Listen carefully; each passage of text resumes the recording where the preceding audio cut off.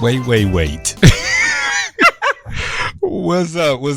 It is another Wellness Wednesday. Welcome to Unapologetic with EKing on WOVU 95.9 FM.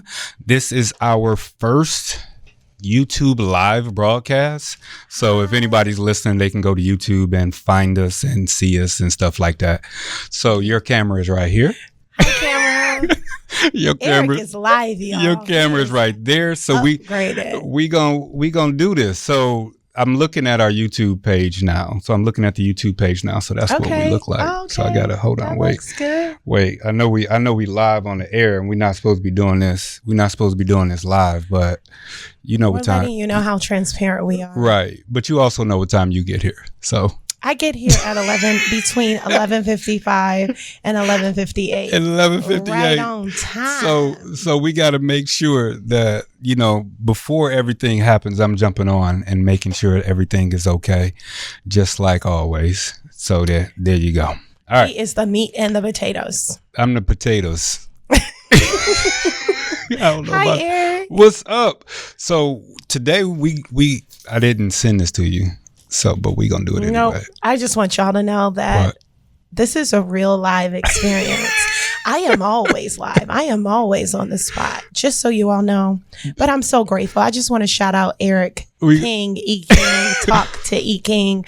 Thank you so much. Just for welcome. continuing to invite me on and us to continue to have our monthly vibe. I really do love this space. We're gonna have some fun. We always do. You ready for the day?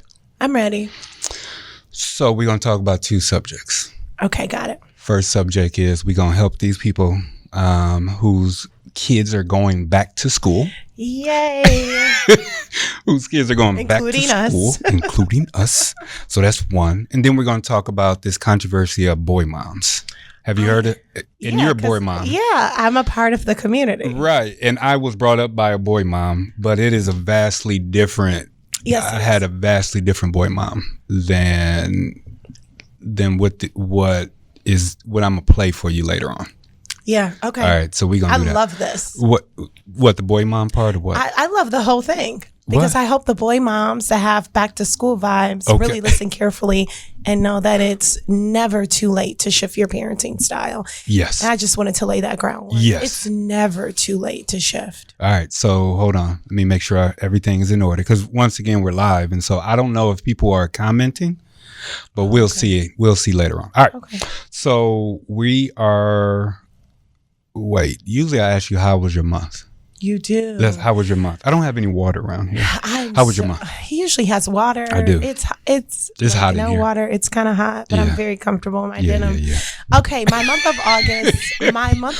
Why do you? Okay, I'm sorry. Go ahead. Your month of August. August was intense. August was intense. It was intense. It was full of blessings, but it was very intense. What happened? Life. What happened? Life happened. Life is life. Huh? Yeah, I have a 10-year-old. I made some. Do you have a 10-year-old? I know. Ace will be 11 in December, y'all. He will? Yeah, I made some significant decisions about him in August, which will fit into the boy moms segment. Okay. Tune in. Okay. TBD.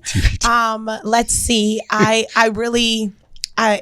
dating with more intention. Okay. I'm like praying to God about these men.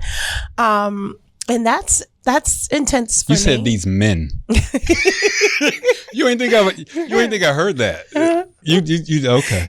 Just about discernment and So it was a month full of prayer, discernment, decisions as a boy mom, village, strengthening my village. I'm really happy with my friend group right now, the prioritization of the people in my life. I got to get comfortable. It's been a good month. It got a little quiet. Like I didn't have a big hoorah, Usually I feel like August is a little bit. Why? Whose birthday is it? It's no one's birthday. Then what's the hoorah? Because it's my last summer in my 30s. What? I thought it was significant. But what that made me realize is that I just had a responsible August. Wow. The funniest part is how often you slide in stuff. Like I know, I do. I thought that was significant. Anywho. How was your month, Eric? How was your month? We're going back to you with the quiet. So it was quiet. What made it quiet? You didn't do any trips this time? I did not do any trips. Why? I went to Columbus and that felt... Columbus, Ohio? Yeah. Columbus, South Carolina. None of that. It's hot on the break. We got to put the I went arrow. to Columbus, Ohio. What? Y'all see the giggles that we like. Y'all can tell we have like a sibling relationship. Right. Anyway, Eric, the bottom line, I think Eric thinks I'm a comedian here on this radio show. But yes, I went to Columbus, Ohio, and when I drove down there, and the amount of joy I got just to be out of Cleveland made me realize I did not book any trips. And but the way you really said it, appropriate the way you said it was funny. Midwesterns, get out of the Midwest. Please do. Like, I have to leave the country. I can't believe I didn't leave the country this year. Why not? Why can't I believe it, or why didn't I? Why didn't you? Foolery. Just poor planning. Foolery? Just poor planning. No excuse. Poor planning. Do you believe that? Oh, we did go to Atlanta. Thank you, Brooke. I did go to Atlanta for a conference. Tiffany Montgomery. Shout out to Brooke. Shout out to Brooke. Whoever Brooke is. On shout Purpose out to Parenting. Brooke. On Purpose. No, really. Shout out to Brooke. Get we gotta have her on. Let's do the dance. All right. So your month, Eric. My month. Y'all see how he was deflecting? Just so y'all know, that's deflection when you avoid. I'm avoiding all the time. I see your guns is gunning. Y'all, what? Eric's guns is gunning. They're like busting out of his t-shirt. Why are you saying that on the radio? Because I never noticed your guns. It's hot. Anyway, my month was okay. My month was okay. My daughter turned 12. Oh. Yes, I am a girl dad. Yeah, who's almost a teenager. Huh? She hasn't started not liking me yet. So. Oh, well. So yeah. You got a couple more months right. or years? I got a little while. Went to another bunch of birthdays. So Mike, my dude, Mike left. Shout out to Mike left. His birthday. So that's Happy one. Birthday, Mike.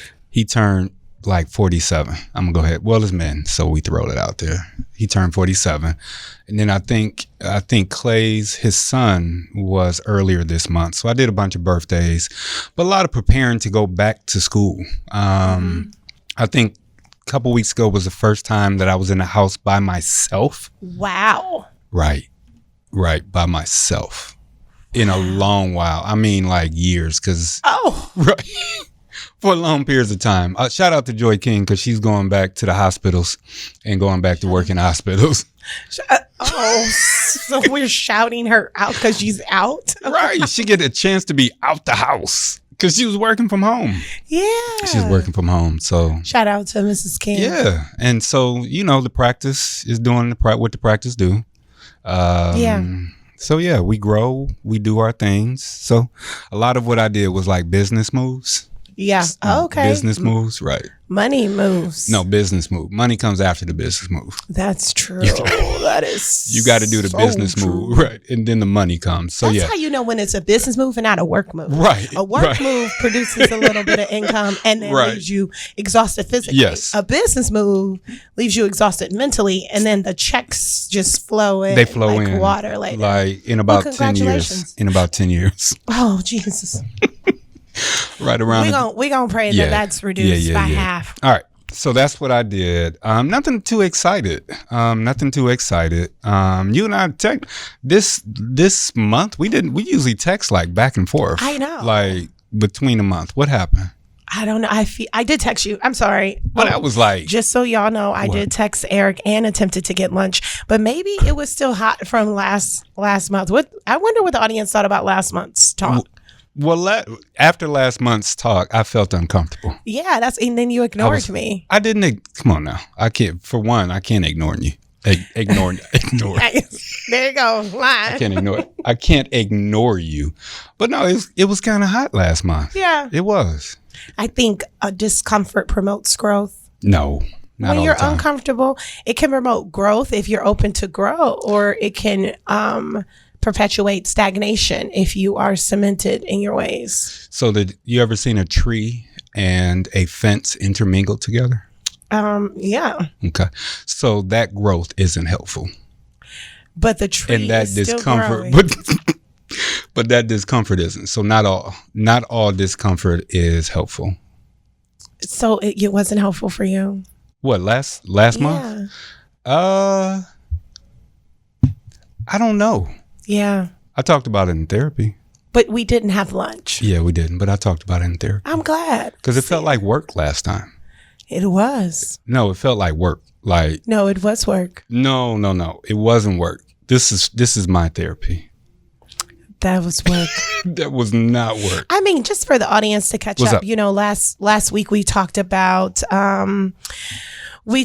spirituality last month. And so I do believe that spirituality, religion, beliefs, our spirit in general, when it is up against our flesh, and also modern beliefs and Western, Eastern beliefs, I believe that it does cause a lot of discomfort because we are so used to, as society, tiptoeing around other people's beliefs, right? Even as counselors, we're taught to be so open around sexuality, around sexual orientation, around relational values, around spiritual values, religion values, that I think it conditions us to keep it in a like a don't touch that zone, right? And so when you're so used to, as a therapist, not touching upon certain topics and just accepting people to stand in what they believe, I think the challenge or pushback around wanting an ultimate truth, right? An ultimate truth around our faith, I think that it makes it a little bit anxiety provoking and uncomfortable because we are so conditioned to think that everything is acceptable. Like, as counselors, everything's acceptable. And I think you and I have that, right? Like, you and I have a yes, wait. Hold on. But like, as counselors, let me do this. Let me do this. At least used to. Let me do this. I do not. So when I'm here, I'm 100% not a counselor. 100%. You're like 20%. So this is what's interesting. We give resources. So people who knew me after I became a counselor and before I became a counselor, I'm the same person.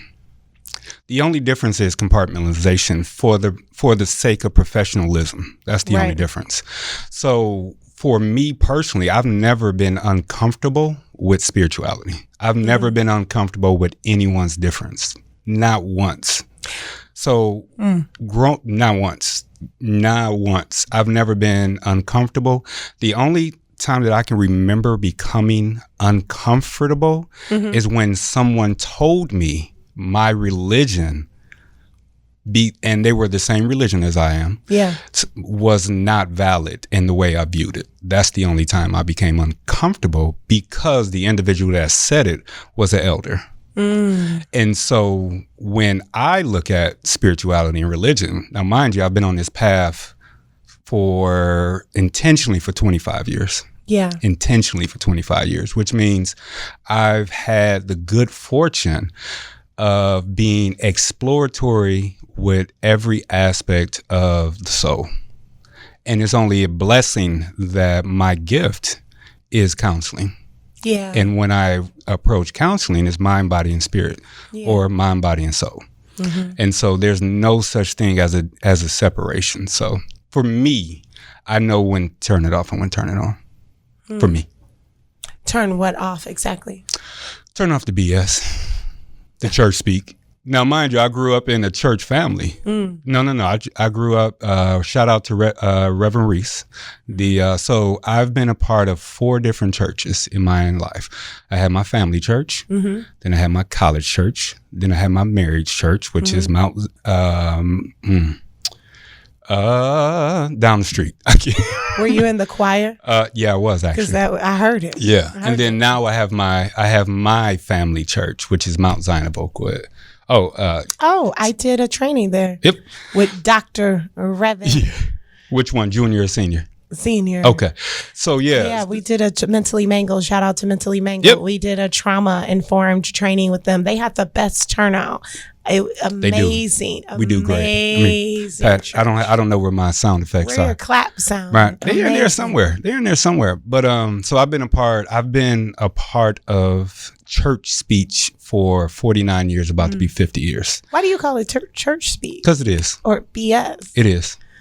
Oh, the stuff that too blessed to be stressed. So that's one. But outside, I don't speak like that. But wait. Outside of the church, it's the same thing with I'm vibing and I need to what is it? Vibrate on a higher frequency. That's BS too. That's just worldly BS. Oh, I don't think I use those. I get it. I didn't say you. I'm just saying. I get what you're saying now. Is that I stay away from church speech. I stay away from the all the things that before and after my understanding of my soul and what my soul means in my eternal soul, before and after, it was just something even before growing up to where just like, that don't hit me right. And so the blessing that I truly believe, I believe I'm a seer and I believe I'm a listener.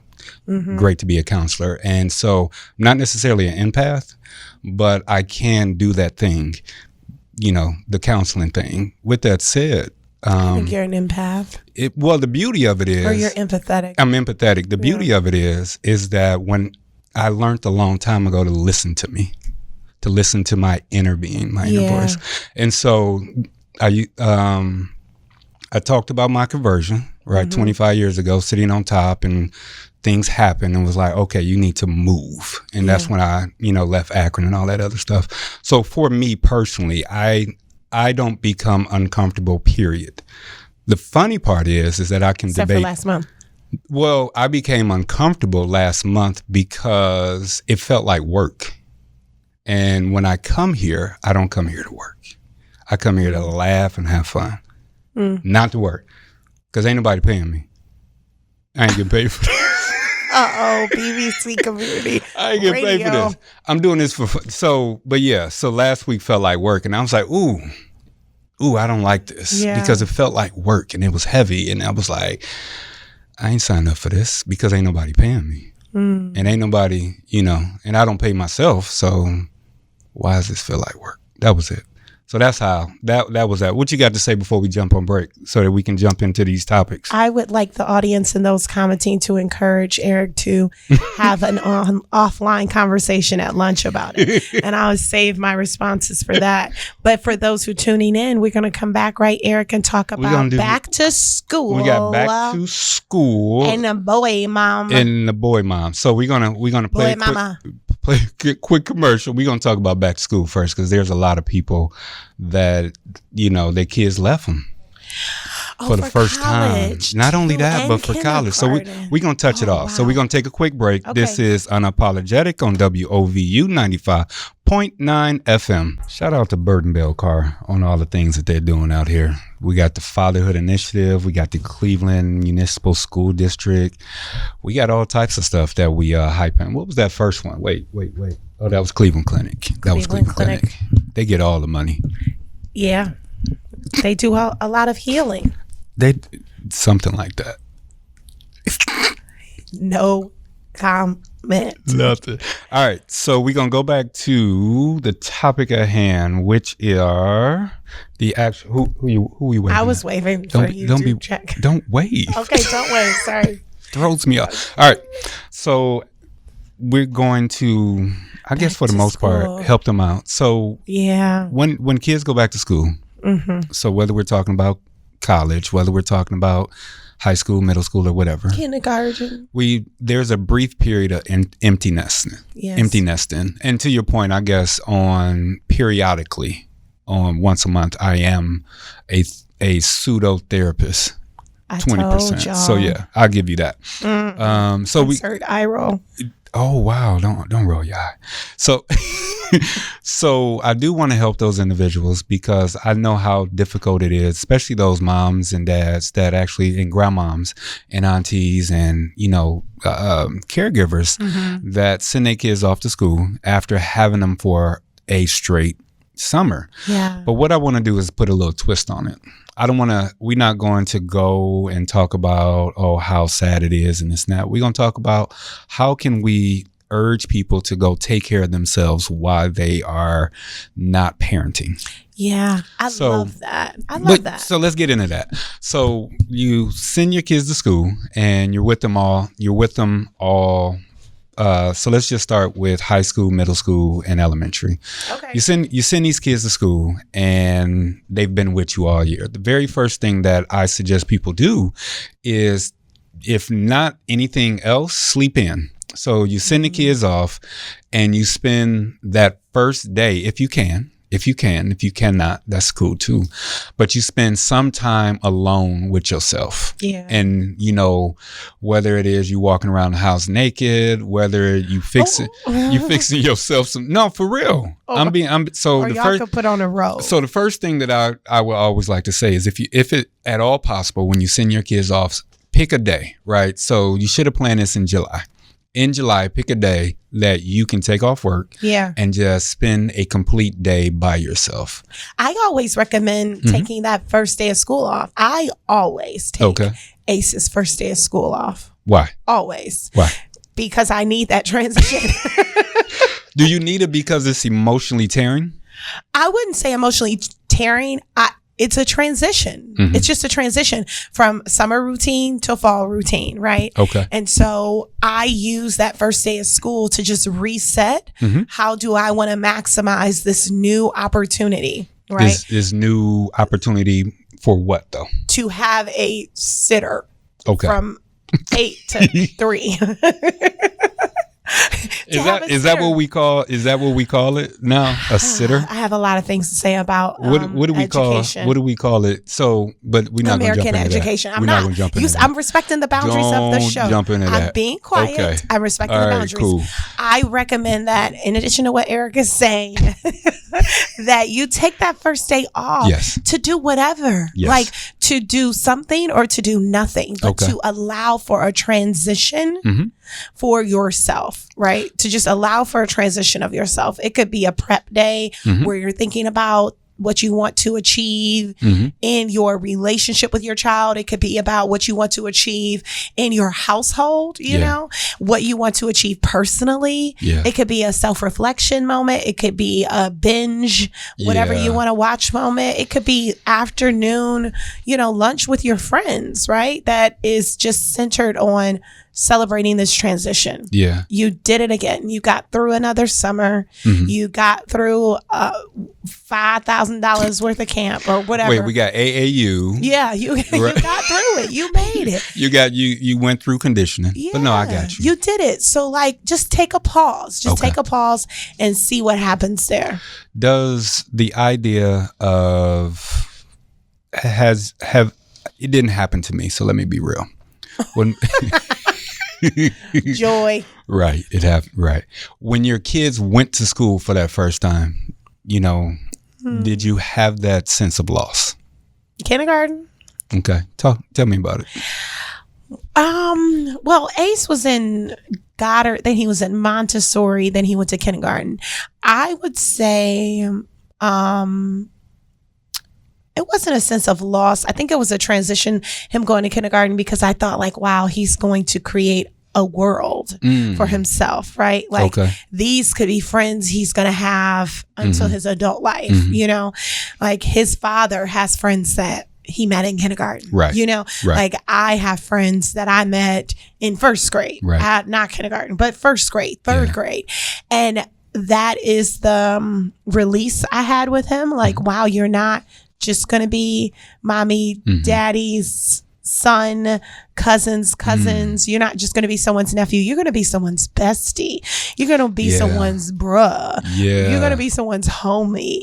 You're going to attach to these people that may not be attached to values that we have. So I had a little bit of angst about that. Oh my gosh, who's going to influence him? Who's going to pour into him? Who's going to pour into him? Because because that's how it actually starts. So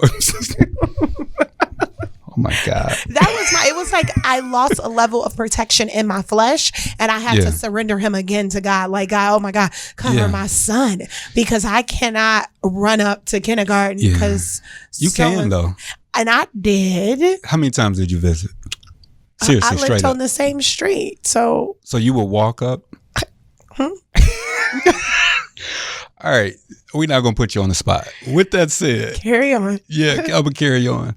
A lot of people go through that. It's a form of grief. It's a form of loss. It is. Because, and it really depends on how much of a life that person has. I had a life. Wait a minute. It all depends on, what type of life that person has, because, I think it started in, years ago, to where people were having kids for them to love them. That's still happening. No. I know. Now talk about. Well, we're going to talk about that in a minute. The boy moms. Let's get to it. I need you to pay attention. I am, okay. We go pump some Adderall in here. Wake up and right. pay attention. So, but seriously, because they will go through a extreme loss, like it's a severing of a relationship that was, what's the word I'm looking for? Not necessarily because... They gave them purpose, a sense of meaning, a sense of maybe routine, that, or maybe something. Motivation. Go with significance. Didn't you say that? Or significance. Yeah, that gave them significance. Yeah. And I've had clients that have, really around, like they would say, August is a really tough time for me, and I'll be like, why? They be like, well, because I don't know what I'm doing, and I'd be like, why? And they would go down to say. What? Go ahead. I don't say it like that. I'm a little better. I know you don't. But they would go down the line, and it would sound as if they are no longer a mother for 8 hours, and they don't know what to do with themselves. Oh yeah. Or a parent. Yeah. I shouldn't say that. I think I've had. But I haven't had men say this. I have to be real. Oh yeah, no. Because I have to be real. I mean, unless maybe single dads, maybe. I don't know too many. Yeah. I don't know too many single fathers. No, I don't. I'm trying to think. I'm pretty sure they're out there. Shout out to the single fathers. But yeah. I think that people present it with this level of attachment that maybe seems problematic. Okay. But if we really just kind of take a bird's eye view and just pause from our emotions and recognize it's just a change. Our emotions or parents? The parents. Okay, go ahead. Y'all. Well, we're both parents. Y'all. You funny. You're funny. We're both parents. Yeah. It's a loss in routine. Yeah. It's a loss in routine, right? Like when you are single, no children, your routine can sustain for as long as you desire it to, unless something traumatic happens. But with a child, we are constantly shifting routines. We are constantly shifting our proximity to our child, our proximity to our role, our level of responsibility, our level of immediate impact. We're constantly shifting, and it's not always predictable. Yeah. Because maturation, like you've said on shows before, is not always aligned with our age. Yeah. And so I think what people mourn in that change in routine is the ultimate reminder, you're not in control. Of your child's life. Or yours. Of yours. Or your routine. You do put a moratorium, because I become a taxi over the summer. So the second thing that I would say, for someone, if, spend time, whatever you were doing, right? If you were a taxi, if you were taking your child everywhere like I do. Yeah. Provide yourself with time to travel in the way that you want to travel, right? The music that you want to listen to. So one is take as much time. That's and good. Secondly, travel in the way that you want to travel. Yeah. I would say one for me is don't attach to any of these routines. Like live detached from things that are variable, have variable factors, right? So just don't attach too much. 2, keep dreaming and keep your desires elevated, right? So instead of, oh my God, I can't believe I can't because this kid got so-and-so. And then when they gone, oh my God, they gone. Because they put really, just make a list. Like, you know what? Like the way I do, I'm like, you know what? That's okay. Because in August, I know what I'm about to do. And just make a list so that your desires don't become something that you are mourning because it's the wrong time. Yes. But that they're just desires on your to-do list. Yes. What's your third for? You want me to get mine first or you want to? No, go ahead. Yeah, you go. Mine is buy the thing, to eat that you wanted to. Yeah. Right. Because it's shared food. I hate that. Leave my stuff alone, dude. I love my daughter. I love and one day she will listen, hopefully. No, she's always going to eat your food. That's a girl thing. But this is the thing, man. I cannot bring a piece of food in the house without her noticing. Oh, you got them gummies, huh? I want to pick out all her same flavor. Right. That's beautiful. It's That's not bonding. It's annoying. I love that. It's annoying. I think it's beautiful that you're annoyed by it. That's a bond. So that's my 3. Stay, take as much time for yourself as possible. Travel where you want to go. Yeah. And eat what you want to eat without sharing. I love that. So there you go. What's yours? 1, detach from routines. 2, make a to-do list of your desires instead of turning them into complaints. Yes. And number 3, live in gratitude. I like that one. Just live in gratitude. Like, it is a blessing to have your children in a place that is safe, that can be educated. So live in that gratitude so that you can receive the direction for what they still need from you. I do take it for granted that my kids, one, didn't grow up the way I did. Yeah. That's one. Not that I grew up in, by the time my kids, at least by Eric's age, I was almost by Katie's age, I was in a safe area. Safe area. But yeah, my kids didn't grow up like I did. What do you mean? You grew up in the hood? I didn't grow up in the hood, but things were very unsafe. So even when, I lived in Sherwood. Shout out to Sherwood. So I'm giving shout out. Shout out to Sherwood. We went outside. So my godmother lived next to us, and we went outside, and the police kicked us back in the house. And they were like, go back in the house, right? It was a bunch of kids. So we went back in the house. In the building behind our townhouse, they had found a dead body. Jesus. And by that, I believe her name, I'm not going to say her name. Don't say it. They had found a dead body in the apartment behind. So it's not that I lived in, Sherwood is in Bedford. Yeah. Right on. But previous to that, I stayed on 113th and Union, and my grandmother, kept a pistol. So it wasn't bang, bang. Bang, bang, right. Granny bang, bang. In the Crown Royal bag. So it wasn't all that. That's where they gotta go. That's where they keep them. That's the first case. And that, not all, so yeah. So that's what. Oh, I love your grandmother. Right. No, I get it. Shout out to my step grandmother. But my real grandmother used to shoot through the door if you knocked on her door. She stayed right next to John Adams. Oh, well, I mean. Anyway, go ahead. What you about to say? No, nothing.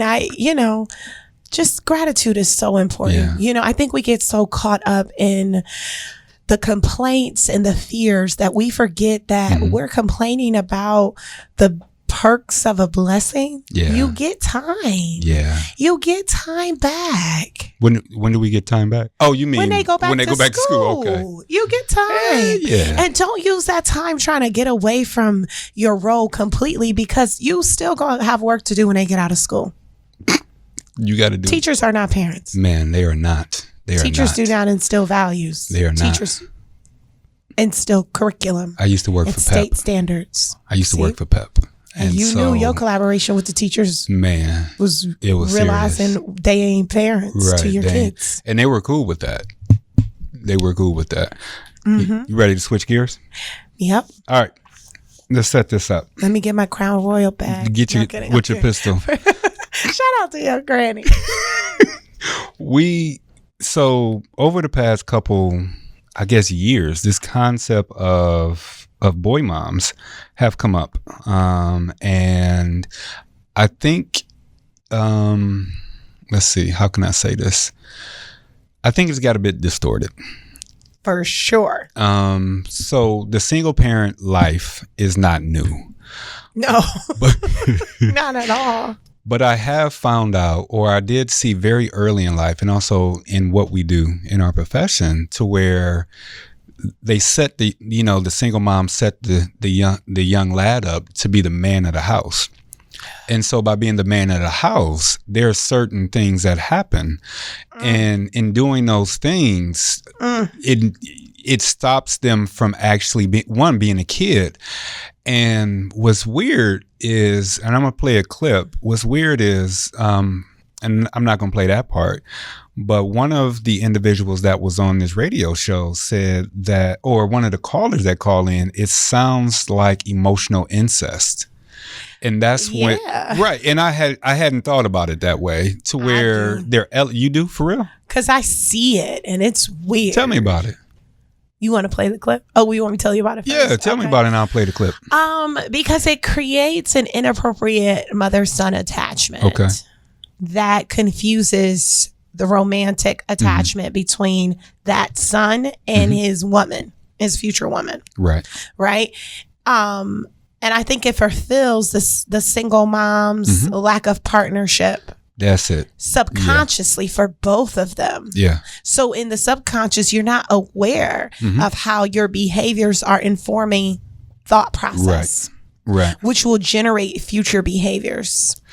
You hit it right on the nose. Bing. Because the idea that because the parent, and I can only talk about moms because I don't know too many single dads, but the parent, the single mom, is putting a fair amount of emotional responsibility on the child. Now, they may not be having actual intercourse, right? But they are, there is an elevation and a misappropriation of placement in that family. So I'm going to play this clip and hopefully it come out okay, because I've never done it like this before. And plus, we are live. Yeah. So hopefully there's no cursing. Shout out to All right, so I'm going to play this clip, and so I'm going to set it up. This is off of one of the morning shows, and they had a commentary about it, and I listened to it and was like, I didn't have that type of boy mom. And I'll explain afterwards, once you give your thoughts on it, but I'll explain afterwards. Okay. All right, you ready? Yep. All right, let's hit it. About breaking down the harmful attitudes and emotional and psychological distress that can occur as a result of mothers putting pressure on their sons to be the man in their lives. Repeat after me. Your son is not your man.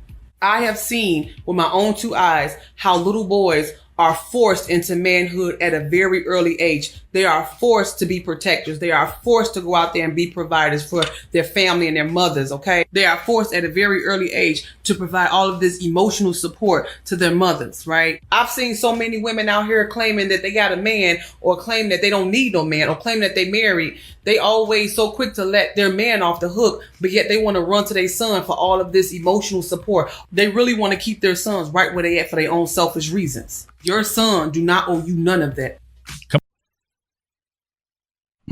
All right, so let's jump back on. So your son is not your man. Your son is not your man. So that is real. Give me your thoughts on that. Then I'll talk about my life as who grew up in a household that did not have this. I didn't have this. What that woman was speaking. Yeah. So I think it's levels to it. That's the first thing I'm going to say. I do believe that a boy's responsibility does differ from a girl's responsibility as children in the home. Right? So taking the trash out can be both a healthy, responsible for a young man to learn his role and responsibilities within a household. But that can also be morphed into taking the trash out, right? Could give you a sense of ownership of that space, right? Okay. If there's not another man matching you in that responsibility, right? So as a boy mom who's divorced 5 years, single in the home 5 years with a boy, I have noticed that my son will try to mimic mannerisms of his father that he learns being at his father's house. Right. That gives a sense of ownership over my home that I have to set a boundary for. Yeah. At the same time, there's a piece of me that's like in awe that he's growing up to even try to demonstrate this behavior. That thing. So I have to, that's why language is so important in parenting. I have to give the language that one, do this with your woman in your house that you pay the bills for. Right. Mommy does not need that. It's nice to see what you're trying to practice. You can't practice it on me. This is my house. Yeah. This is my house, right? Right. So, and you have responsibilities as chores. Yeah. Because you're a child. Okay. So I have to constantly redirect. I have witnessed some boy moms feel a sense of warmth and comfort from their child that they think is appropriate because they're proud of their baby boy. Yeah. Not realizing that the structure of his manhood and his mental, you are comforting because they don't know another the difference. Part. You're comforting another part at the intersection of puberty, right? Where that interest sparks. Right. And you, a woman, they can play with emotionally, whatever.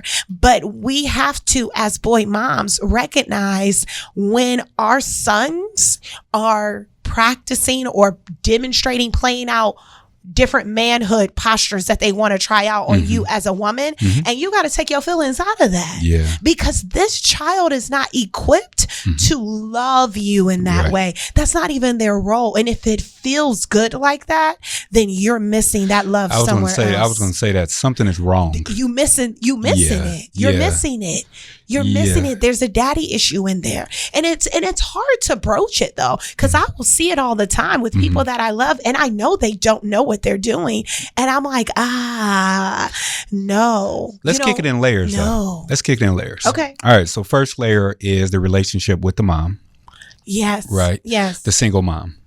Yes. And sometimes not single, to be perfectly honest. I've heard of instances by which they pick the male children, the mom picks the male children over the birth father and get a lot of the emotional, regularity from them. To sustain a marriage that they probably shouldn't be in. Correct. So let's look at it in layers. First layer is child parent. Yes. Okay. Second layer is parent to, if they're single, additional partner. Yeah. And then that child's future partner. Yes. So when we look at it in these three layers, so let me go back, and I didn't explain this part. So I didn't have this type of boy mom. I had the exact opposite. She, I think I've said it before. She, stated when we were having a argument in our front yard, and she said the reason why I didn't tell you I loved you was because I didn't want you to grow up to be a punk. She told me that, like dead to my face. I've experienced moms like that. Yeah. So she did the exact opposite. So when I heard these things, and even sometimes when at home, like I can feel something inside. Like when I heard these things, like, well, damn, I didn't get all that. I wish I had that. I might have been earlier in life a different person. And secondly, to be transparent, like when I see Joy interact with Eric, sometimes I'll be like, what's going on? I'll be like, because you're not used to seeing that level. Not only that, because it's something on the inside. Let's call it jealousy, because I didn't get that. Yeah. Something on the inside of me happens. Yeah. And it's like, oh, okay. That's jealousy that I'm feeling because I didn't get that. So that was my experience. But if we go back to these three layers. But can I add to that real quick? So I have that response to Ace sometimes when he's a little bit too much, and I'm like, okay. And I have to think back, like, this isn't inappropriate. Like, this is my baby. I used to kiss on him in the mouth, like, when he was little. But I didn't see my grandmother behave that way with my uncles or my brother. Right. So 2 generations, I didn't see her behave that way, but she behaves that way with her great grand. And so that's how it Ace always will is. get sit on her lap now That's at how it 10, and always he's huge, and she thinks it's funny that he's hurting her leg. And I'm like, oh, so this is okay. Wait, hold on to that because we missed our break. 3 minutes a minute ago. So I know how much you dislike breaks. So let's just cash at the station. We're not gonna do that. I'm joking. I don't want to. I'm not giving nobody no dividends. All right, we're gonna take a quick break. Right, let Cleveland Clinic play it. We're gonna take a quick break and we're gonna jump off. And I want you to come back with that. All right. Okay. This is Unapologetic on WOVU 95.9 FM. Welcome back, Unapologetic. We got EKing or Eric. Then we got Steph, Kells, Lewis.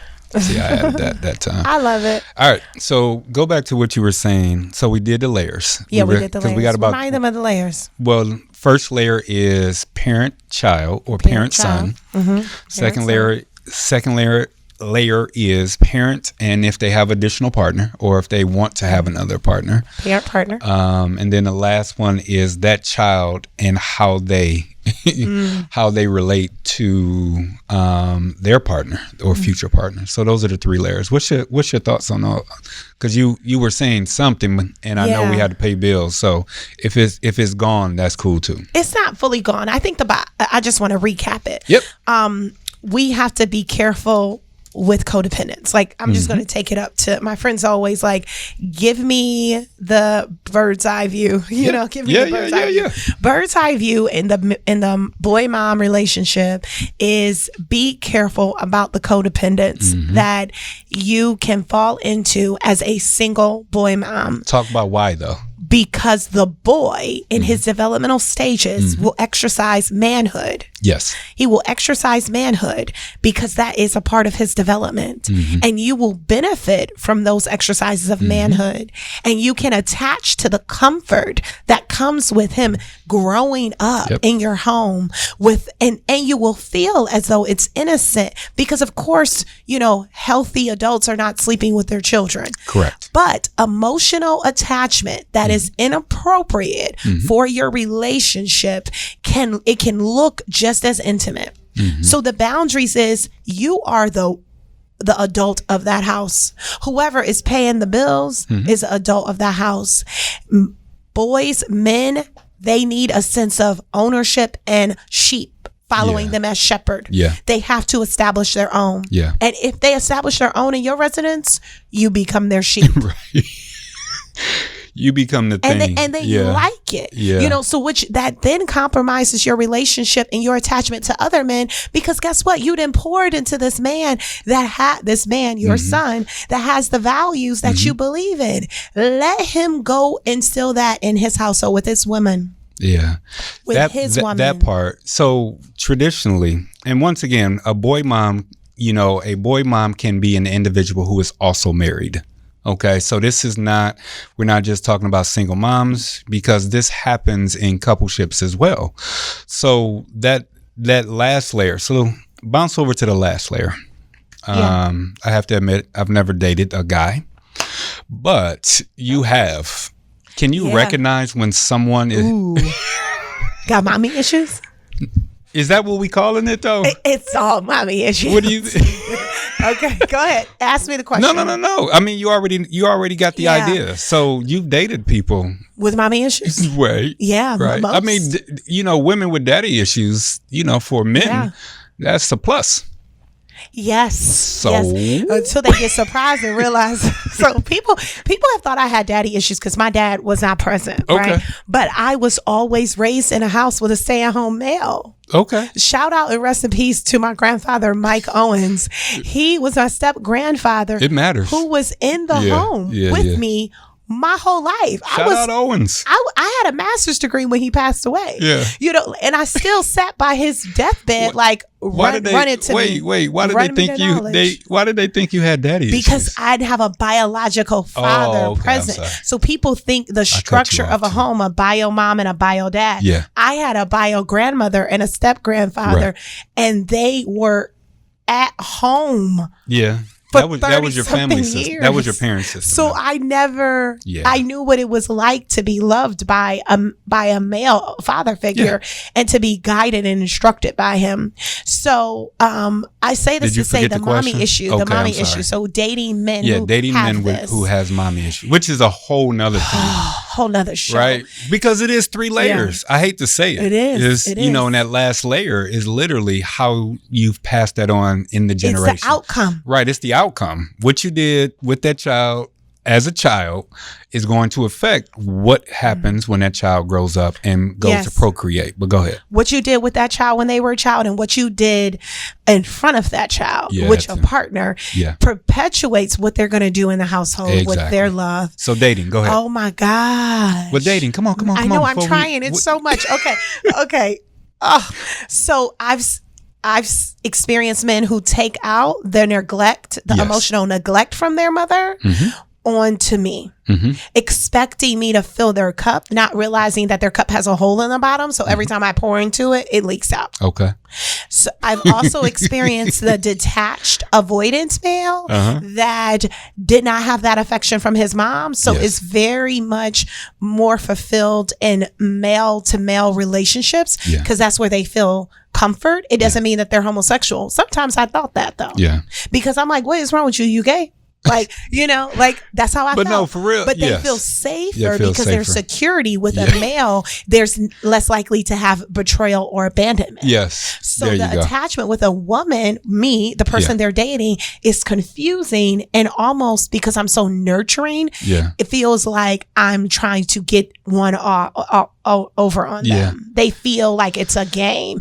And also not understanding why it's important because their mother did not require that of them. Their mother didn't require respect or affection, right? They required compliance and obedience. I'm pretty sure if anyone that I dated, I'm pretty sure I had some type of mommy issues because I was extremely angry with my mom for decades, like decades upon decades.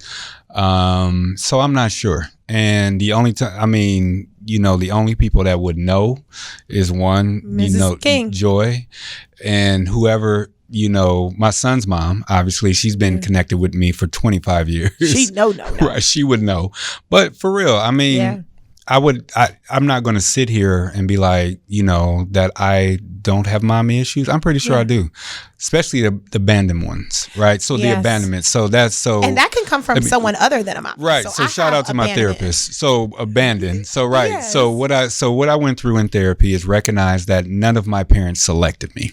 Right. I was never picked. And so when someone picked me, it did feel weird.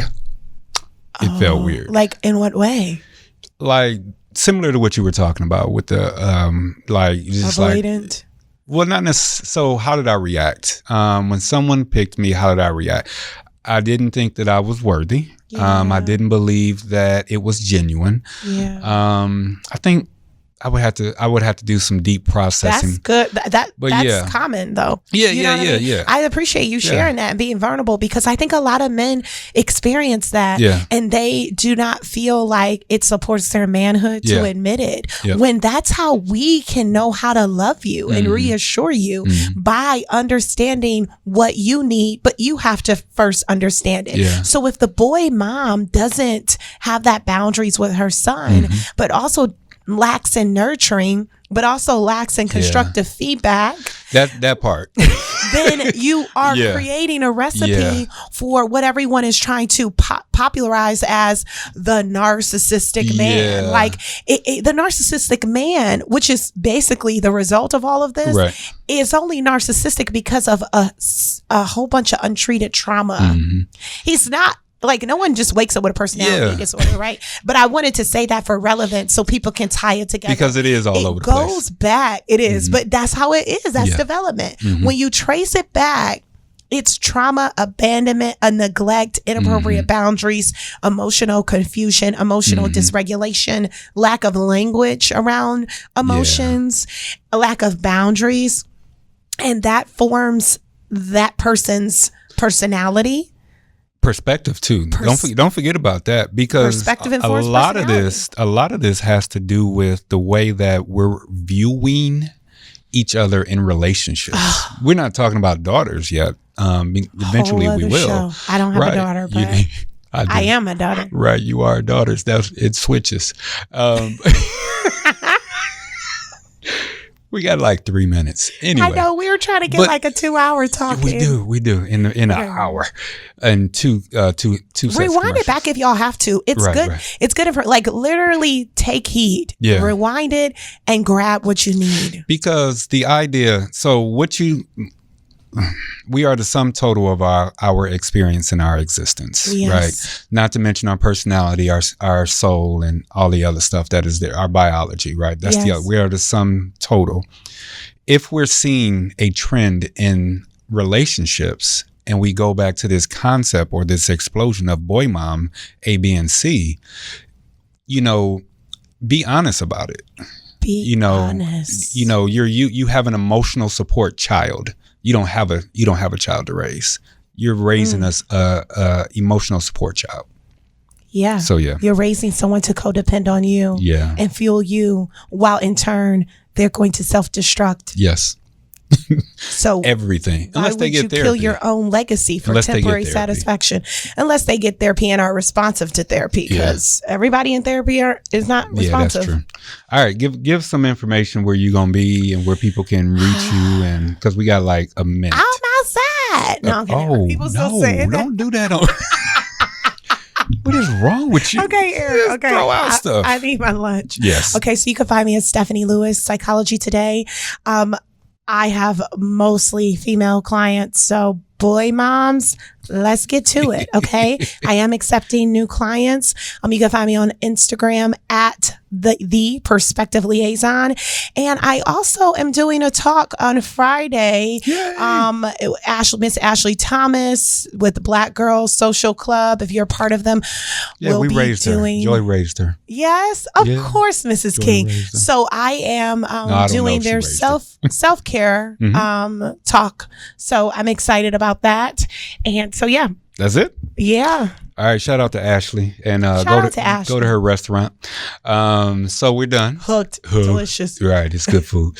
So we'll catch you next round. And next week, we have another international call. So I'll catch you guys next round. This is Unapologetic on WOVU 95.9 FM.